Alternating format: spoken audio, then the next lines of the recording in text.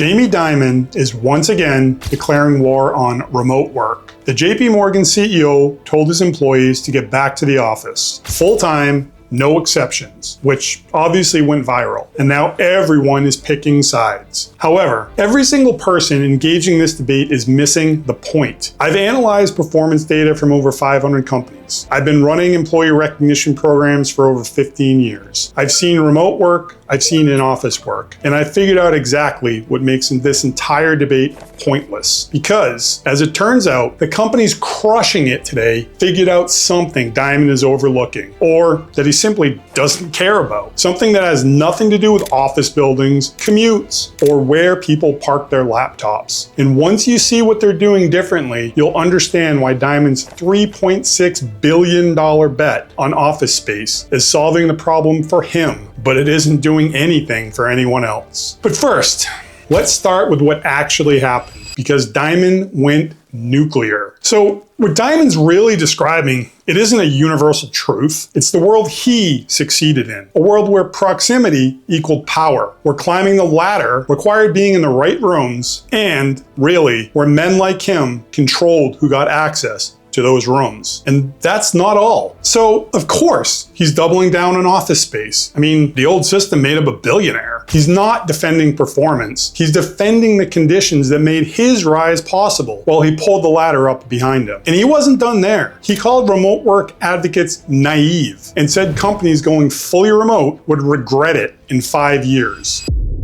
You don't think that slows down efficiency, creativity, creates rudeness, and stuff? It does, okay? And when I found out that people are doing that, you don't do that in my meetings. You're going to meet with me. You got my attention. You got my focus. I don't bring my phone. I'm not sending texts to people, okay? It simply doesn't work. The reaction was immediate. Tech CEOs fired back. Remote work companies called him out of touch. And business Twitter exploded. However, Dimon's not just ranting, he's looking at real problems. JP Morgan's data shows their remote employees are less collaborative. They found that fully remote teams generate fewer breakthrough ideas. Their mentorship programs struggled when they were moved online. And Dimon's not alone. Goldman Sachs, Morgan Stanley, even Disney, they're all pushing for office returns. They're all seeing the same issues. So maybe Dimon has a point. Maybe remote work really is broken. Except there's one massive problem with this logic. Well, everyone's fighting about office versus remote, which I looked at the opposite scenario. Which companies are actually winning? What I found kind of destroys Dimon's entire argument. The highest performing remote companies aren't just beating other remote companies, they're destroying most in-office companies too. Buffer, a fully remote company, has a 94% employee satisfaction rate. Compare that to the average Fortune 500 company at 65%. Zapier, remote since day one, has grown to $140 million in revenue with almost zero turnover. Meanwhile, traditional companies are losing 20% of their workforce every year. GitLab went fully remote and became a $1 billion company. Their productivity metrics beat 90% of office-based competitors. But this is where it gets really interesting. Some of the worst employee engagement scores I found, they came from companies forcing people back to the office. Now, one major bank, not JP Morgan, but a similar company, brought everyone back full time, and their employee satisfaction dropped 23% and turnover jumped 40%. So what's actually happening here? How can some remote companies be crushing it while others struggle? How can some office companies thrive while others fail? The answer lies in the way these companies address their employees. So give me a moment to explain. Everyone thinks the office used to be this recognition paradise. Your boss saw you working late. Colleagues noticed your contributions in meetings. Good work was visible. But it actually turns out most of that recognition was just keeping an eye on you, not actual appreciation. Your boss saw you at your desk, but did they